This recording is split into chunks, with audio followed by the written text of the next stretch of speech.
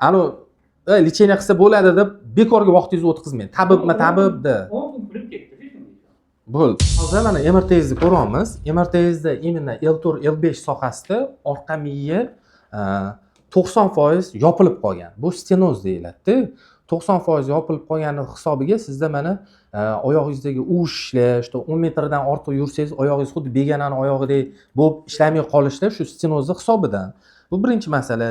Ikkinchi masala, sizda hozir oyoq kuchlarini ko'ryapmiz, test o'tkazib mana nevrologik status ko'ryapmiz. Oyog'ingizda chap oyog'ingizdagi kuch yo'qolib qolgan. Bu parez deymiz. Ertaga bu mushaklardagi kuch yo'qolishini hisobidan mushaklar oziqlanmasdan oyog'ingiz ozishni boshlaydi. Xudoga shukr, hali ozish boshlanmagan. Ya'ni issig'ida foydalanish kerak. Endi omonatdor shifokor degan narsa bor-da. Qarang, omonatdor shifokor nima degani bu? Davolaydigan holat bo'lsa, davolayman deb aytadi. Davolanish imkoniyati yo'q, operatsion holat bo'lsa, operatsiya qilish kerak deb aytiladi. Sizdagi holatda umuman davolash imkoni yo'q.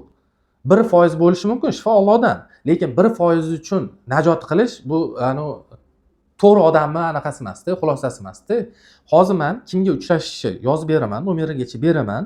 O'sha insonga uchrashasiz, Xudo xolisa ishingiz o'sha bilan bitadi. Faqat sizdan bitta iltimos, tuzalsangiz Xudo xolisa duo qilib qo'ying haqqimizga. Bo'ldi. Boshqa hech nima kerak emas bizga.